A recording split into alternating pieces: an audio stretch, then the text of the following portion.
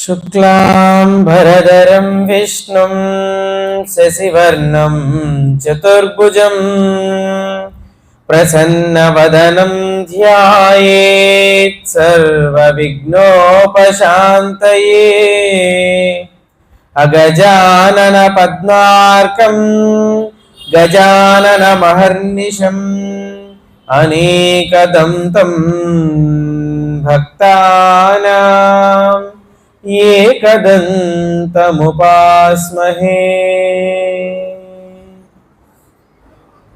मातृदेवो भव मातृदेवो भव मातृदेवो भव पितृदेवो भव आचार्यदेवो भव। निधये सर्वविद्यानां विषये भवरोगिणां गुरवे सर्वलोकानां दक्षिणामूर्तये नमः। ज्ञानानन्दमयं देवं निर्मलस्फटिकाकृतिम् आधारं सर्वविद्यानां हयग्रीवमुपास्महे। शारदा शारदाम्भोजवदना वदनाम्बुजे सर्वदा सर्वदास्माकं सन्निधिः सन्निधिं क्रियात्। व्यासाय विष्णुरूपाय व्यासरूपाय विष्णवे नमो वै ब्रह्मनिधये वासिष्ठाय नमो नमः। श्रुतिस्मृतिपुराणानामालयं करुणालयं नमामि भगवत्पादशङ्करं लोकशङ्करम्। भारती करुणापात्रं भारती पदभूषणं भारती करुणासिन्धुं भारती तीर्थमाश्रये। विद्याविनयसम्पन्नं वीतरागं विवेकिनं वन्दे वेदान्ततत्त्वज्ञं विदुशेखरभारतीं। सदाशिवसमारम्भां व्यासशङ्करमध्यमाम् अस्मदाचार्यपर्यन्तां वन्दे गुरुपरम्पराम्। कस्तूरीतिलकं ललाटफलके वक्षस्थले कौस्तुभं नासाग्रे नवमौक्तिकञ्च कलयन् वेणुं करे कङ्कणम् सवर्णे हरिचन्दनं च कलयन् कण्ठे च मुक्तावली।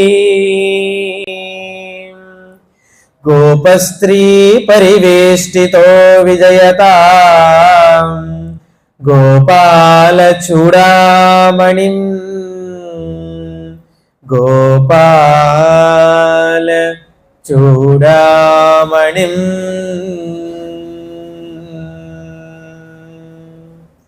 जय बोलो श्री कृष्ण परमात्मा की जय। जय बोलो श्री कृष्ण परमात्मा की जय। जय बोलो श्री कृष्ण परमात्मा की जय। श्री गुरुभ्यो नमः। మన సనాతన ధర్మంలో ప్రతి గ్రంథానికి కూడా ఒక విశిష్ట స్థానం ఉంటుంది. అటువంటి గ్రంథాలు మొట్టమొదట మనకి కలియుగంలో ప్రతి ఒక్క మానవుడు కూడా తరించాలి అన్న ఉద్దేశంతో భగవానుడైనటువంటి శ్రీమన్నారాయణుడు గురుస్వరూపాన్ని దాల్చి వ్యాసో నారాయణ స్వయం అన్నట్లుగా సాక్షాత్తు వేదవ్యాసుల వారుగా ఆవిర్భవించి అనంతమైనటువంటి వేదరాశిని ఈ కలియుగంలో అల్ప జీవనం కలిగినటువంటి అల్ప ఆయుష్ కలిగినటువంటి మానవులకి అందించాలి అన్నటువంటి సదుద్దేశ్యంతో సాక్షాత్తు వేదవ్యాసుల వారు అవతరించి అనంతమైనటువంటి వేదరాశిని కొంత భాగంగా ఋగ్ యజు సామ అధర్వణ ఈ చతుర్వేదాలుగా అందించి అది కూడా అందుకోలేనటువంటి అల్ప బుద్ధి కలిగినటువంటి మానవులు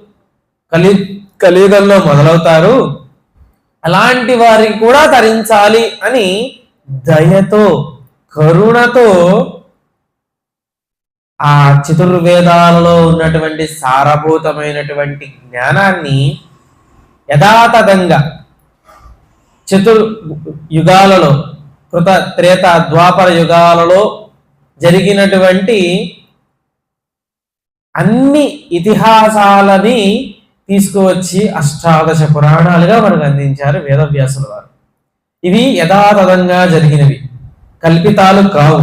అష్టాదశ పురాణాల్లో జరిగినవన్నీ కూడా ఇప్పటికీ కూడా ఆధారాలు కనబడుతూనే ఉన్నాయి. అటువంటి అష్టాదశ పురాణాలలో ఏది వింటే మరలా పుట్టవలసిన అవసరం ఉండదో, ఏది వింటే భూమి మీద ఉన్నంత కాలము కూడా శాంతిని పొందుతాము, ఏది వింటే ఉన్నంత కాలం ధన ధాన్య భోగ భాగ్యాలతో శాంతిని పొందుతూ జీవనాన్ని సాగిస్తామో అటువంటి దానిని శ్రీమద్ భాగవతం అంటారు. ఆ అష్టాదశ పురాణాలలో కూడా ఇది ఒక పురాణం. మిగిలిన అష్టాదశ పురాణాలన్నిటిలో కల్లా ఉత్కృష్టమైనదని చెప్తూ ఉంటారు. ప్రతి చోట ఎక్కడ ఏ పురాణం చెప్పినా ఈ పురాణానికి మించినటువంటి ఉత్కృష్టమైన పురాణం ఇంకోటి లేదు అని ఉంటారు. అంత మాత్రం చేత మిగిలిన పురాణాలు తక్కువ, ఈ పురాణం ఎక్కువ అని కాదు. అష్టాదశ పురాణాలు కూడా సమాన స్థాయిలో జ్ఞానాన్ని అందించడానికి వచ్చినవి. ఇప్పుడు ఉదాహరణకి ఒక జీవుడు యొక్క వాసనా బలాల అనుగుణంగా తనకి కొంత భక్తి ఉండవచ్చు కాక, అది స్త్రీ స్వరూపమైనటువంటి అమ్మవారి వైపు తిరగవచ్చు. కొంతమందికి శివుడే పరమదైవంగా మనస్ఫూర్తిగా నచ్చి ఆ శివుడి మీద మనసు లగ్నం చేసి శివస్వరూపాన్ని ఆరాధించవచ్చు కాక. మన శాస్త్రం చెప్తోంది, తస్మాత్ శాస్త్రం ప్రమాణంతే కార్య వ్యవస్థితో. ఏ కార్యం చేయాలి అన్నా శాస్త్రం ప్రమాణం. ఏదయ్యా శాస్త్రం అంటే వేదం. వేదో నిత్యమదీయతాం తదురితం కర్మత్వనిష్ఠీయతాం అని శంకరాచార్యులు వారు చెప్తున్నారు. వేదం ప్రమాణం. వేదం ఏం చెప్పబడిందయ్యా అంటే, వేదంలో నిర్గుణ నిరాకార సచ్చిదానంద తత్వం భగవంతుడు. ఆ భగవంతుడికి నామము లేదు, రూపము లేదు, ఏమీ లేదు. అలాంటి భగవంతుడిని ఆరాధించడానికి కృతాత్రేత ద్వాపర యుగంలో సరిపోయింది. ఎందుకయ్యా అంటే అప్పుడు ఉన్నటువంటి ప్రజ్ఞా పాఠవాలు కలిగినటువంటి శాస్త్ర కోవిదులైనటువంటి వాళ్ళు ప్రతి ఒక్క మానవుడు కూడా శాస్త్రాన్ని అవపోసన పడినటువంటి వాళ్ళు. ఉదాహరణకి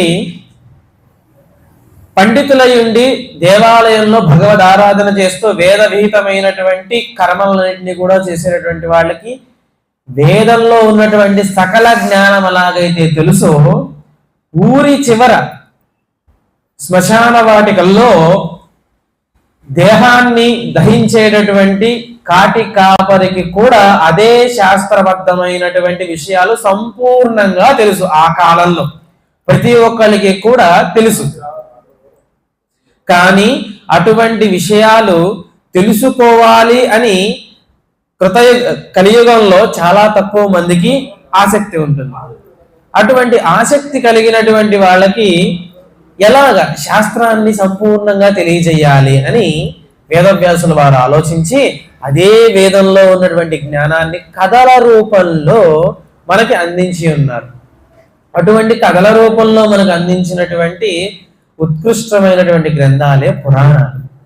అటువంటి ఉత్కృష్టమైనటువంటి పురాణాలని మనం వినడానికి సంసిద్ధంగా ఉండాలి. ఎందుకయ్యా అంటే కలియుగంలో మనిషి యొక్క బుద్ధి వక్రంగా మారుతూ ఉంటుంది.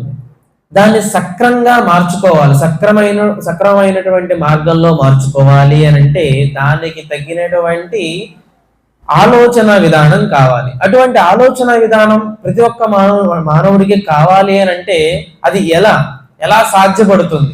ఆ సాధ్యపడదు కాబట్టి దానిని వాంగ్మయంలోనికి తీసుకువచ్చి కథల రూపంలో మనకి అందించి, కథలను వినండి అయ్యా, భగవంతుడి యొక్క కథాభాగాన్ని వినండి, తద్వారా భగవంతుడి యొక్క జ్ఞానాన్ని మీరు పొందగలుగుతారు. భగవంతుడు అంటే వేదము అని అంటే భగవంతుడు, రెండు వేరు కాదు.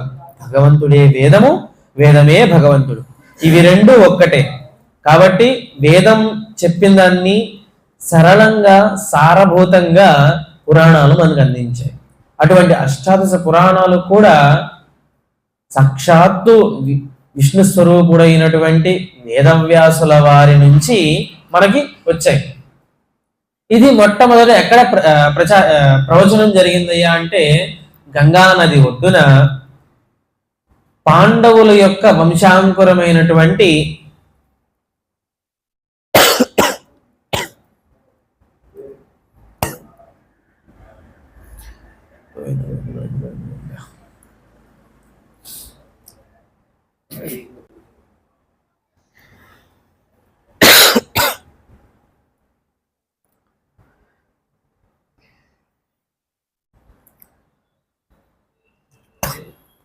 శ్రీమాత్రుడు సాక్షాత్తు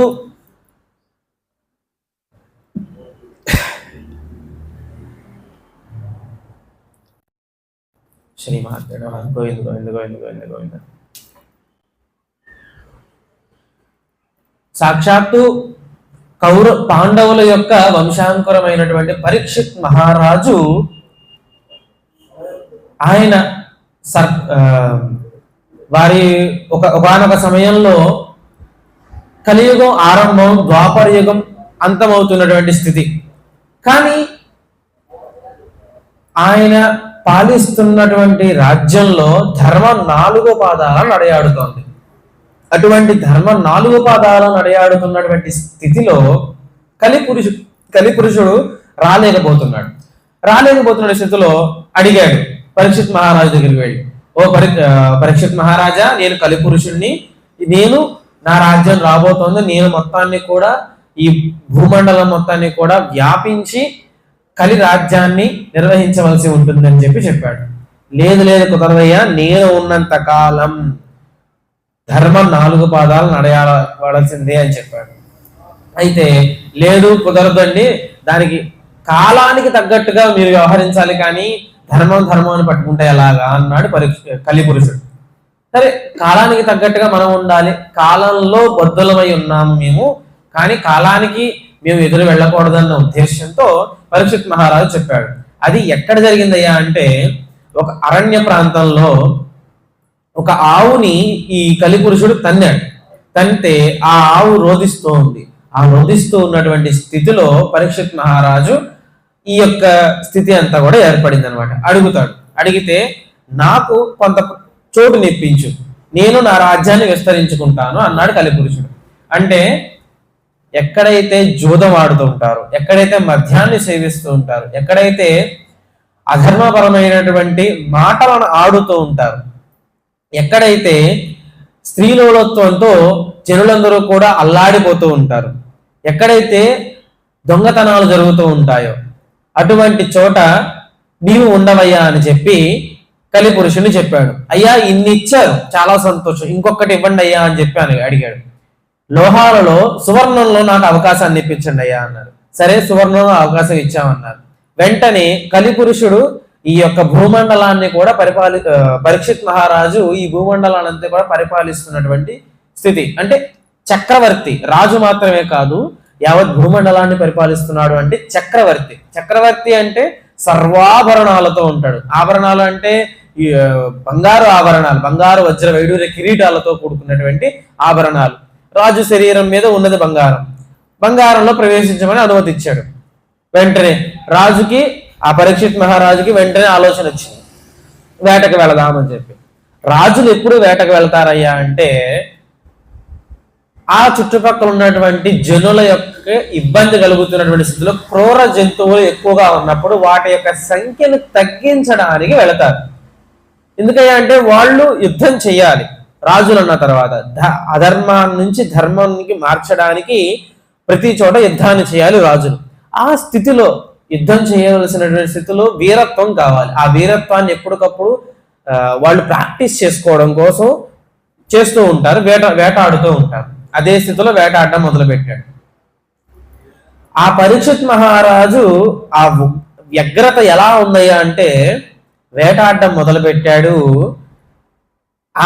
అడవిలో చీమలు దోమలు తప్ప మిగిలిన ఏ జీవరాశి మిగలలేదట.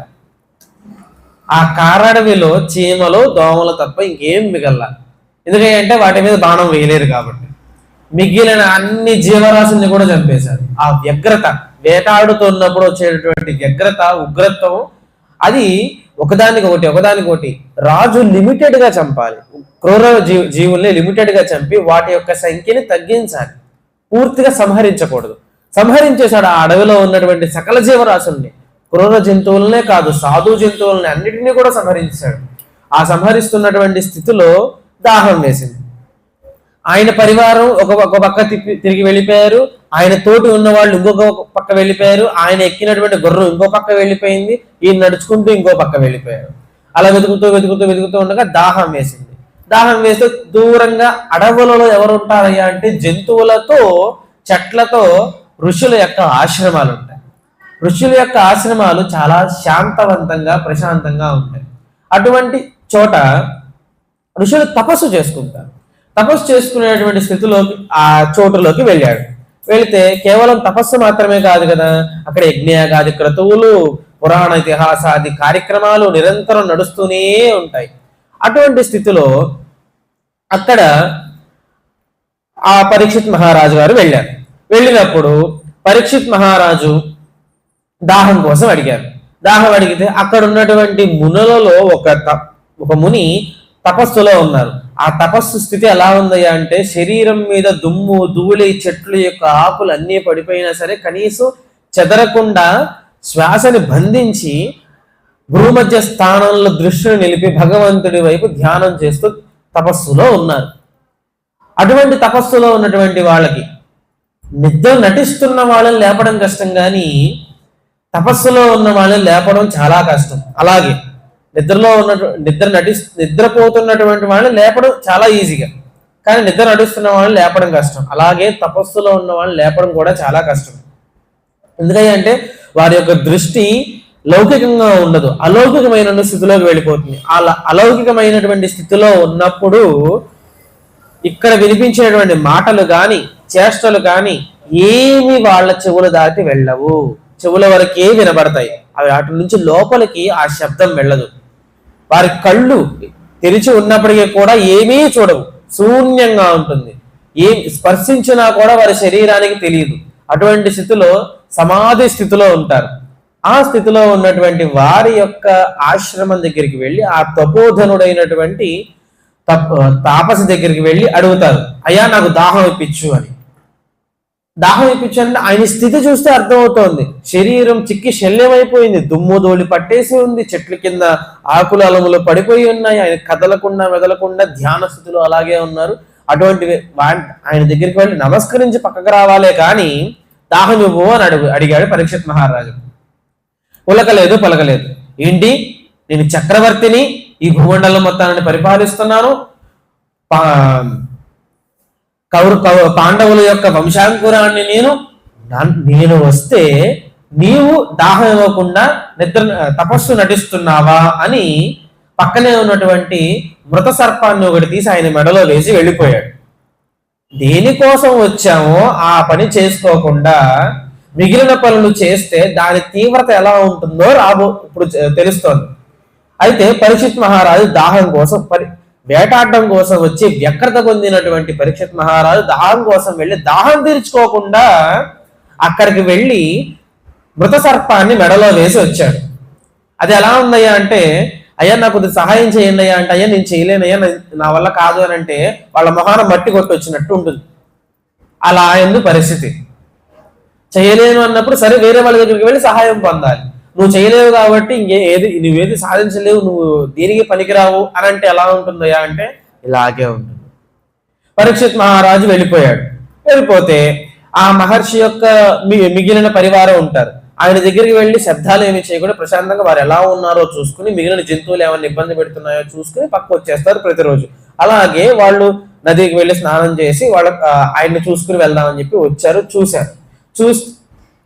చూస్తే మృత సర్పం ఉన్నది. తాపసుల దగ్గరికి ఎటువంటి జీవరాశులు వెళ్ళలేదు, ఉగ్రమైనటువంటివి క్రూరమైన జీవులు ఎటు వెళ్ళలేదు. ఎందుకంటే వాళ్ళ యొక్క శక్తికి ఆ చుట్టుపక్కల కూడా ఉండవు.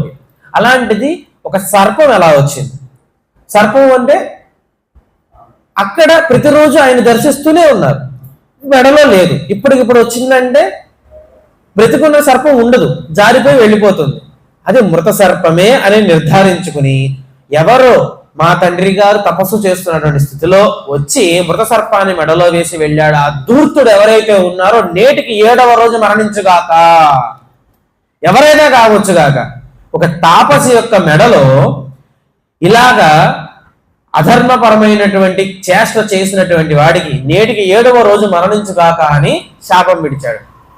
అప్పటి కాలంలో తపోధనులండి, ప్రతి ఒక్కళ్ళు కూడా తపస్సు చేసినటువంటి వాళ్ళు, వాక్కు మీద నిగ్రహం కలిగినటువంటి వాళ్ళు, మాట ఎప్పుడు ఎక్కడ ఎలా మాట్లాడాలి, ఎలా వ్యవహరించాలి, ఎలా ఉండాలి అనేటువంటి విషయం ప్రతి ఒక్కరికి అప్పటిలో తెలుసు. ఇప్పటి కాలంలో ఆ మాట తీరు తెలియకపోవడం చేత సమాజంలో సభ్యత లోపిస్తోంది. తద్వారా మాట యొక్క విలువ పోతోంది. మాట విలువ పోవడం వల్ల మనిషి యొక్క విలువ పోతోంది.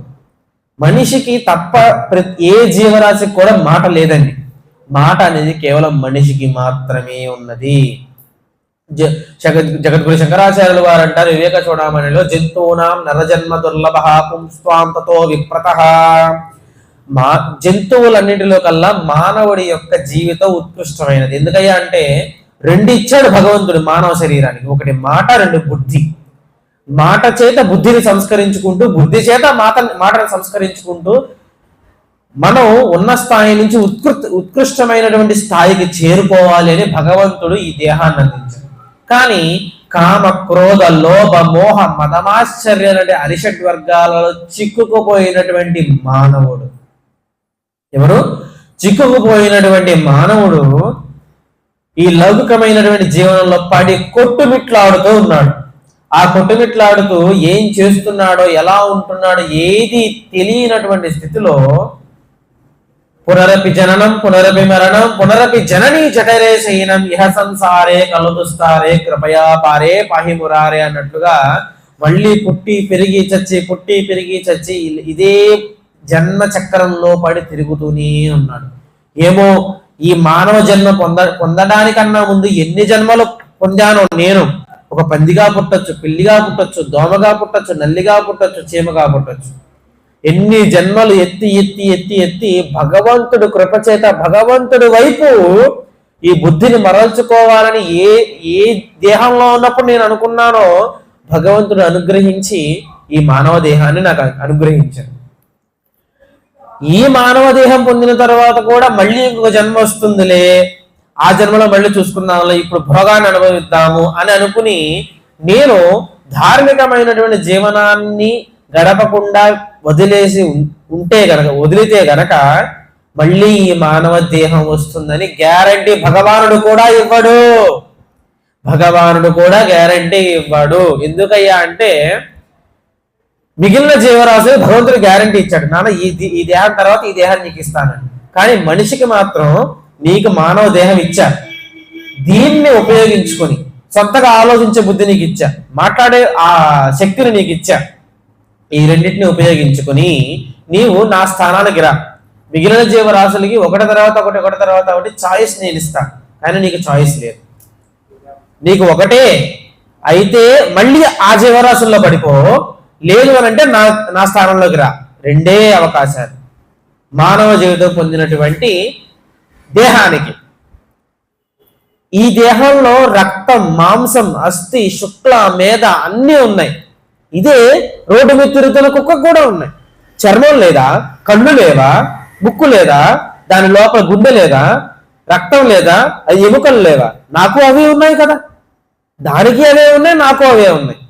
కానీ దాన్ని తీసుకొచ్చి ఇప్పుడు భాగవతం చెప్తే అది వింటుందా, అర్థం చేసుకుంటుందా? ఎందుకంటే దానికి ఆలోచించే బుద్ధి లేదు. మానవుడికి మాత్రమే చెప్పినటువంటి విషయాన్ని విశదీకరంగా ఆలోచించుకుంటూ దాన్ని జీవనంలోకి తీసుకురాగలిగేటువంటి క్యాపబిలిటీ ఉంది, మానవుడికి మాత్రమే ఉంది. అందుకే అన్నారు జగద్గురు శంకరాచార్యుల వారు, జంతువునాం నరజన్మ దుర్లభ. జంతువుల్లో అన్నింటిలో కల్లా మానవ జన్మ ఉత్కృష్టము. ఇదొక్కటి ఆలోచించుకుంటే భాగవతం ఇంకా బాగా అర్థమవుతుంది. అందుకని ఇంత ఉపోద్ఘాతం చెప్పడానికి కారణం. అయితే పరీక్షిత్ మహారాజుకి శాపం విడిచాడు. శాపం విడిస్తే ఈ గందరగోళం లేదు. శాపం విడిచిన చోట ఒక రకమైన శక్తి ప్రవహిస్తుంది. ఆ శక్తి ఈ తపస్సులో ఉన్నటువంటి తపోధనుడికి ఇబ్బంది కలిగి తపస్సు నుంచి బయటకు వచ్చారు. బయటకు వచ్చి ఏం జరిగింది నాయన, ఏంటి నీ క్రోధానికి కారణం ఏంటి నాయన అంటే, తండ్రి గారు మీ మెడలో మృత సర్పాన్ని వేశారు ఎవరో, ఆ మృత సర్పం వేసిన వారి మీద కోపంతో నేను ఇప్పటి నుంచి 7 రోజుల్లో అతను మరణించగాక అనేది శాపం విడిచాను తండ్రి గారు అని అంటే, ఎంత పని చేసేవారా నాయన, ప్రతి మానవుడికి కూడా జీవించే అవకాశం ఉంటుంది, అసలు ఎవరా అని చెప్పి మళ్ళీ ధ్యానంలో ఉండి చూశారు ఎవరా జీవుడు అని. సాక్షాత్తు పరీక్షిత్ మహారాజు. పరీక్షిత్ మహారాజు ఉండబట్టే మనం ఇలా ప్రశాంతంగా ఉన్నాం ఆయన. పరీక్షిత్ మహారాజు వెళ్ళిపోయిన మరుక్షణం కలిపురుషుడు వస్తాడు. కలిపురుషుడు వచ్చినాడు మనం ఇలా తపస్సు చేసుకోవడానికి కూడా అవకాశం ఉండదురా నాయన. అప్పుడు ఉన్నాయి కామక్రోధ లోపమోహమద ఆశ్చర్యాలు, తర్వాత కూడా ఉంటాయి, కానీ అవి మన మీద విజృంభిస్తాయి. విజృంభించినట్టు కూడా మనకి తెలియకుండా మాయలో కమ్మేస్తాయి. ఆ మాయలో కమ్మినటువంటి ఆ మాయ దగ్గర మనం ఆ మాయలో ఉన్నామని కూడా తెలియదురా నాయన, అదిరా కలిమాయ అని చెప్తూ వెంటనే పరీక్షిత్ మహారాజుకి ఈ విషయాన్ని తెలియజేయండి. తపస్సు యొక్క వాక్కు వృధా పోదు, జరిగి తీరుతుంది. కనీసం 7 రోజుల అవకాశం ఉన్నది. పరీక్షిత్ మహారాజుకి ఈ విషయాన్ని తెలియజేయండి అంటే, ఇక్కడ ఉన్నటువంటి తపోధనులు అక్కడ ఉన్నటువంటి ఆ రాజ్యంలో ఉన్నటువంటి తపోధనులు, ఎందుకంటే మహారాజు దగ్గర ఎప్పుడు తాపసులు ఉంటారు, రాజగురువులు ఉంటారు. ఆ రాజగురువులకి ఈ విషయాన్ని తెలియజేశారు. అంటే ఫోన్ల ద్వారా చేశారా, వాట్సాప్ ద్వారా మెసేజ్ చేశారా కాదు. అప్పుడు ఒక విధానం ఉండేది, ఇప్పటికి కూడా ఉంది, కానీ ఆ విద్య అందరికీ తెలియజేయనివ్వరు. టెలిపతి అని అంటారు, మనకి ఇంగ్లీష్ లో ఆ పదం వాడుతూ ఉంటారు. అది ఇక్కడ నుంచి విషయాన్ని అక్కడ చేరవేస్తుంది. అక్కడ ఉన్నటువంటి వాళ్ళకి వాళ్ళు తెలియజేస్తూ ఉంటారు. ఇక్కడ ఉన్నటువంటి తపోధనులు అక్కడ తెలియజేస్తే వెంటనే పరీక్షిత్ మహారాజుకి విషయాన్ని తెలియజేశారు. ఓ మహారాజా, మీరు అరణ్యంలో ఉన్నప్పుడు ఇలా ఒక తపోధనుడి యొక్క మెడలో సర్పాన్ని వేశారట కదా, వారి యొక్క కుమారుడు ఇలా శాపాన్ని వేశారు, ఈ రోజు నుంచి 7వ రోజుకి మీకు సర్పము చేత మరణము సంభవించుగాక అని శాపం విడిచాడు అని అంటే, ఎంత పని చేశాను. మహారాజునయుండి సకల శాస్త్రాలు తెలిసినప్పుడు కూడా కోపం అనేటటువంటి మాయకు వసుడైనటువంటి నేను మాటని దొర్లి చేతలకి లొంగి మాటల చేత తపోధరుడిని అవమానపరుస్తూ చేతల చేత సర్పాన్ని వేసినటువంటి పాపం నా మరణానికి హేతు అయ్యింది.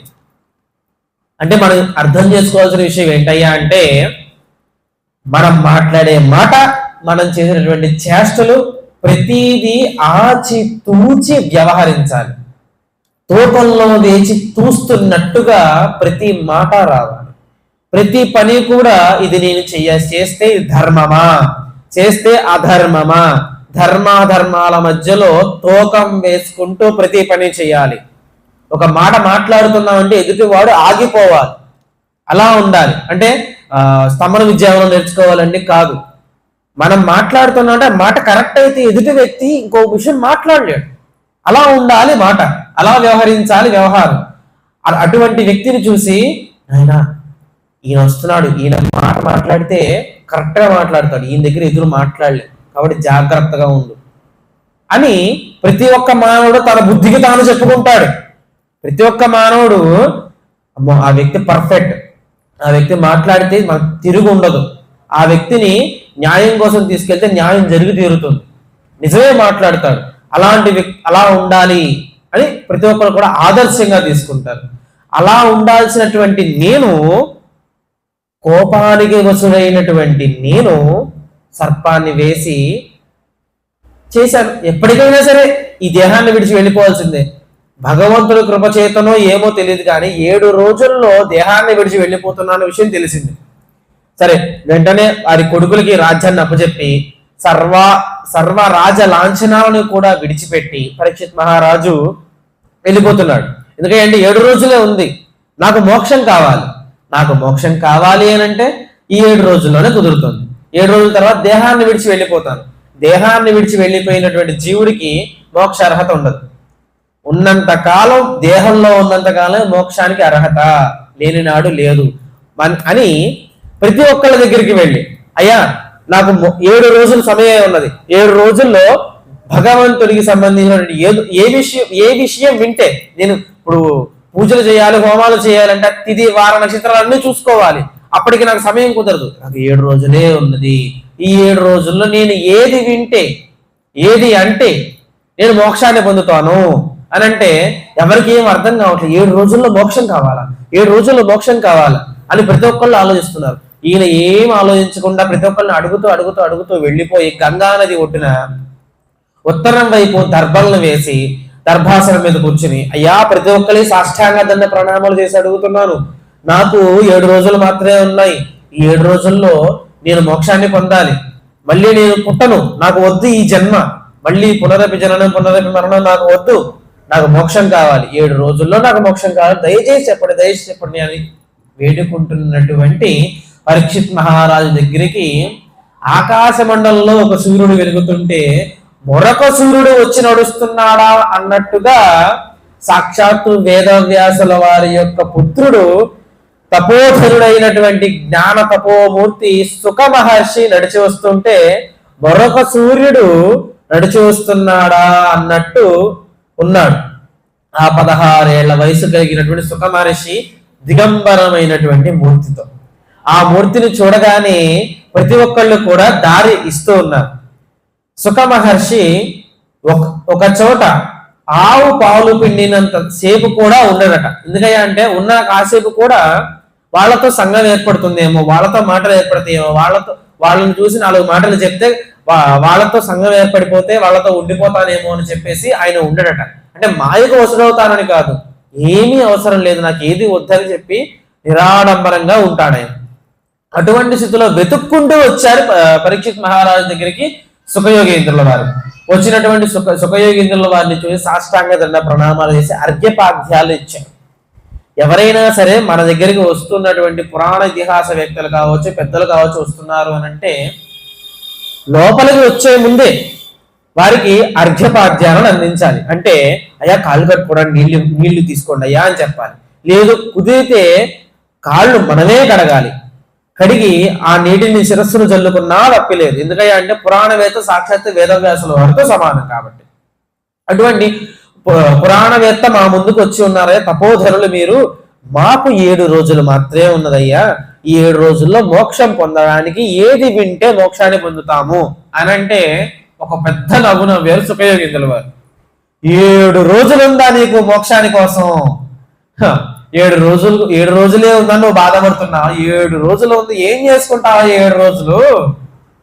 ఒక కథ చెప్తాను విను అని చెప్పి సుఖయోగేంద్రుల వారు చెప్పడం మొదలు పెట్టారు. ఇది ఎక్కడ ప్రవచనం చేశారయ్యా అంటే గంగా నది ఒడ్డున.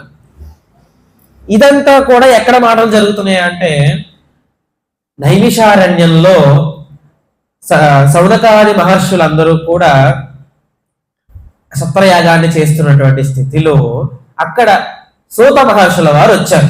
సత్రయాగం జరుగుతుందని అంటే, సత్రయాగం అని అంటే 1 రోజు 2 రోజులు కాదు, కొన్ని సంవత్సరాల పాటు జరుగుతూనే ఉంటుంది, దాన్ని సత్రయాగము అని అంటారు. ఆ సత్రయాగంలో పురాణాలు ఇతిహాసాలు ఇవన్నీ ప్రతి చోట జరుగుతూనే ఉంటాయి. అలాంటి సమయంలో సూత మహర్షుల వారు కూడా వచ్చారు. సూత మహర్షుల వారు సాక్షాత్ వేదవ్యాసుల వారి శిష్యుడు, సుఖయోగేంద్రుల వారు వేదవ్యాసుల వారికి కొడుకు. అయితే సూత మహర్షుల వారు వస్తే, అయ్యా ఊరకరారు మహానుభావులు మా ఇండ్ల కడకు వచ్చిన మంగళములు అని చెప్పి మీరు రావడం మాకు మంగళకారకం అయ్యా, మీరు వచ్చినందుకు చాలా సంతోషం అయ్యా, మీరు వచ్చారు కాబట్టి భగవంతుడు ఏది వింటే మేము తరిస్తామో ఆ విషయాన్ని చెప్పండి అయ్యా అని చెప్తే వారి గురువుల యొక్క ఆజ్ఞ మేరకు భాగవతం చెప్పడం మొదలుపెట్టారు. ఇప్పుడు జరుగుతున్న విషయం అంతా కూడా సౌనకాది మహర్షులందరూ కూడా సూత మహర్షి చెప్తున్నటువంటి విషయం. అయితే గంగానది ఒడ్డున పరీక్షిత్ మహారాజుకి ఇలా వివరిస్తున్నారయ్యా అని చెప్పి సూత మహర్షి సౌనకాది మహర్షులందరికీ కూడా వివరిస్తూ ఉన్నారు. అటువంటి స్థితిలో సుఖయోగేంద్రుల వారు ఇలా చెప్తున్నారట పరీక్షిత్ మహారాజుకి, నాయన నీకు 7 రోజులు ఉంది, 7 రోజులు ఏం చేసుకుంటావయ్యా? క్షణం వ్యవధిలో అంటే ముహూర్తం వ్యవధిలో, ముహూర్తం అని అంటే 48 నిమిషాలు, 48 నిమిషాలు ముహూర్తం అని అంటారు. ముహూర్త కాలంలో మోక్షం పొందిపోయినటువంటి ఒక మహా వ్యక్తి గురించి నీకు చెప్తాను వినవయ్యా అని చెప్పి కూర్చోబెట్టాడు. కూర్చోబెట్టి, నాయన ఒకానొక సమయంలో కృతయుగంలో దేవదానవుల యుద్ధం జరుగుతుంది, దేవతలకి రాక్షసుల యుద్ధం జరుగుతున్న సమయంలో ఈ భూమి మీద, నీవు ఉన్నటువంటి భూమి మీదే ఒక మహారాజు ఉండేవాడయ్యా. ఆ మహారాజు దేవతలకి సహాయం చేయడానికి వెళ్ళాడు. దేవతలు సహాయం చేయడానికి వెళ్ళినటువంటి మహారాజు దేవతలతో పాటు సహాయం చేశాడు. చేసిన తర్వాత దేవతలు విజయం పొందారు. విజయం పొందిన దేవతలు తృప్తి చెంది, ఓ రాజా నీకు ఏం వరం కావాలి, మేము దేవతలం కదా, మీకు ఎటువంటి వరాన్ని ఇస్తాము అంటే, నాకు మోక్షాన్ని కావాలి అని అడిగాడు. మోక్షాన్ని కావాలంటే, అయ్యా మోక్షం అయితే మేము ఇవ్వలేము, మీకు ధనం కావాలా, ధాన్యం కావాలా, ఏది కావాలా చెప్పండి మేము ఇస్తాం. దేవతలు అడిగారు, భగవంతుడు కాదు. ఇక్కడ అర్థం చేసుకోవాల్సిన విషయం ఏంటయ్యా అంటే, దేవతలు బహువచనం, భగవంతుడు ఏకవచనం. దేవతలు అంటే చాలా మంది ఉంటారు, భగవంతుడు ఒక్కడే ఉంటాడు. ఒక్కడే భగవంతుడు చాలా రూపాలను దర్శనమిస్తాడు. ఒక్కడే భగవంతుడు చాలా రూపాలు దర్శనమిస్తుంటాడు. దేవతలు చాలా మంది ఉంటారు, వేరువేరుగా ఉంటారు. ఉదాహరణకి వాయుదేవుడు, ఆయన వేరుగా ఉంటాడు. అగ్నిదేవుడు వేరుగా ఉంటాడు.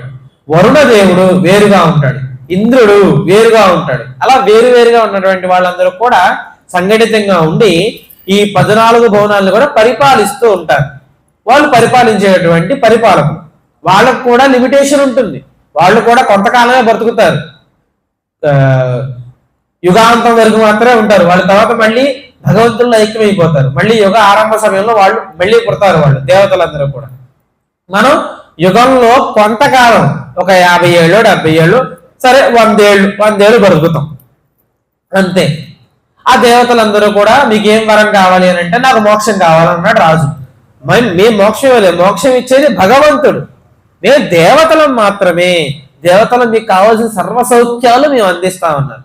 సౌఖ్యాలు నాకెందుకయ్యా, సౌఖ్యాలు నాకు అవసరం లేదు, నాకు మోక్షం కావాలి అని అంటే, మేము మోక్షం ఇవ్వలేం, భగవంతుని ప్రార్థన చేయవే అన్నారు. సరే, నేను భూలోకం నుంచి మీ లోకానికి వచ్చాను, నాకు ఇంకా ఎంత ఆయుష్ ఉందయ్యా అంటే, మీ భూలోక లెక్కల ప్రకారం, ఇది స్వర్గలోకం, మీ భూలోక లెక్కల ప్రకారం నీకు 48 నిమిషాలు ఉన్నాయి ఇంకా బ్రతికుండే సమయం అన్నారు.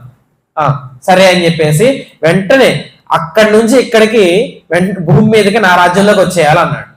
వెంటనే దేవతలు తీసుకుని దింపేశారు క్షణంలో. క్షణం అంటే సెకండ్లో మిల్లీ సెకండ్ ఏదో అంటారు సరే, అది క్షణకాలం అంటారు. స్వర్గలోకం నుంచి భూలోకంలో దిగిపోయాడు. దిగిపోగానే వెంటనే కొడుకు పట్టాభిషేకం చేసేశాడు. నాకు రాజ్యం వద్దు, ఏమొద్దు, నువ్వు రాజ్యం చూసుకో, నాకు ఇంకా 48 నిమిషాలు మాత్రమే ఉంది. పట్టాభిషేకం అంటే ముహూర్తం పెట్టాలి ఏమీ కాదు. నేను నీకు మాట ఇస్తున్నా, ఈ రాజ్యానికి రాజు నేను, తర్వాత రాజు నువ్వే, ముహూర్తం చూసుకుని తర్వాత పట్టాభిషేకం చేసుకో, నాకు 48 నిమిషాలు మాత్రమే ఉన్నది, నేను వెళ్ళిపోతున్నాను, నేను భగవంతుల్లో ఐక్యం అయిపోవాలి అన్నాడు. భగవంతులు ఐక్యం అయిపోవడం అంటే మోక్షమే, అయిపోవాలి అన్నాడు. సరే, వెంటనే ఆయన అడవులకు వెళ్ళిపోయి ఒక నది ఒడ్డున ఉండి ఆయన కూర్చుని తపో నిష్టలో ఉండి మూలాధారం నుంచి షట్చక్ర శక్తిని యాక్టివేట్ చేసుకుంటూ సహస్రారంలోకి తీసుకొచ్చి, సహస్రారంలో ఉన్న శక్తిని 3వ నేత్రమైనటువంటి ఆజ్ఞా స్థానంలోకి తీసుకువచ్చి కుండలి శక్తిని జాగృతపరిచి ఆయనలో ఉన్నటువంటి ఆత్మని పరమాత్మలో కలిసివేశాడు. అది యోగ విద్య అంటారు. ప్రతి ఒక్కళ్ళు యోగా నేర్చుకోండి అని అంటే ముక్కు మూసుకోవడమో కళ్ళు మూసుకొని ధ్యానం చేయడమో కాదు. యమనియమాసన ప్రాణాయామ ప్రత్యాహార ధారణ ధ్యాన సమాధి అష్టాంగ యోగానుష్ఠాన నిష్ఠ తపశ్చక్రవర్తి అని చెప్పి తపోధనుల గురించి చెప్తారు. అటువంటి తపోధనుల గురించి చెప్పుకుంటూ వెళ్తున్న స్థితిలో ఆ స్థితిలో ఉన్నటువంటి వారన్నమాట, ఆ స్థితిలో ఉంటారు. అయితే ఆ తపోధనులు ఆ రాజు అలాగే యోగ పట్టంలో ఉండి ఆయన మోక్షాన్ని పొందిపోయాడు. 8 నిమిషాల్లో, కేవలం 40 నిమిషాల్లో మోక్షాన్ని పొందిపోయాడు. ఆయన నీకు 7 రోజులు ఉందా, ఏం చేసుకుంటావు 7 రోజులని నవ్వాడు సుఖయోగేంద్రుల వారు. చాలా సంతోషం అండి, నేను 7 రోజులు మాత్రమే ఉంది, ఎలా మోక్షాన్ని పొందాలి అని ఆలోచించాను, మీరు సాక్షాత్తు గురువులుగా వచ్చి మాకు జ్ఞానాన్ని బోధ చేశారయ్యా, ఈ విషయాన్ని తెలియజేసినందుకు చాలా సంతోషం అని ఇంకా భగవంతుడి యొక్క కథలను చెబుతాను వినవయ్యా. భగవంతుడు నిర్గుణ నిరాకార సచ్చిదానంద తత్వము, ఆ తత్వము యుగాలు గడుస్తున్న కొద్దీ, త్రేతా ద్వాపరాలు గడుస్తున్న కొద్దీ భగవానుడు దుష్ట శిక్షణ, శిష్ట రక్షణ, ధర్మ సంరక్షణ చేయడం కోసం ఆయన ఎన్నో అవతారాలు దాల్చి ఉన్నాడయ్యా. ఆ అవతారాలను తెలియజేస్తాను, శ్రద్ధాభక్తులతో వినవయ్యా అని చెప్తూ ఆ సుఖయోగీంద్రుల వారు పరీక్షిత్ మహారాజు చెప్పుతూ ఉన్నటువంటి స్థితిలో ఈ రోజు మంగళకరమైనటువంటి భాగవతం మొదలవుతున్నటువంటి స్థితిలో మనం ముగించుకుందాం. రేపు మరలా 7 గంటలకల్లా భాగవతం మళ్ళీ మొదలవుతోంది. సుఖయోగీంద్రుల వారు 7 గంటలకల్లా మళ్ళీ వస్తారు. ఇలాగే మన మధ్యలో కూర్చొని భాగవతాన్ని మళ్ళీ చెప్తారు అని చెప్తూ స్వస్తి ప్రజాభ్య పరిపాలయంతాం న్యాయేన మార్గేణ మహీన్మహీషాః గోబ్రాహ్మణేభ్యః శుభమస్తు నిత్యం. లోకా సమస్తాః సుఖినో భవంతు. కాలే వర్షిత పర్జన్య పృథివీ సస్యశాలినీ దేశోయం క్షోభరహితోయం బ్రాహ్మణాः సంతు నిర్భయాః. సర్వే భవంతు సుఖినః, సర్వే సంతు నిరామయాః, సర్వే భద్రాణి పశ్యంతు, మా కశ్చిత్ దుఃఖభాగ్ భవేత్. ఓం శాంతి శాంతి శాంతి. సర్వం శ్రీకృష్ణ చరణారవిందార్పణమస్తు.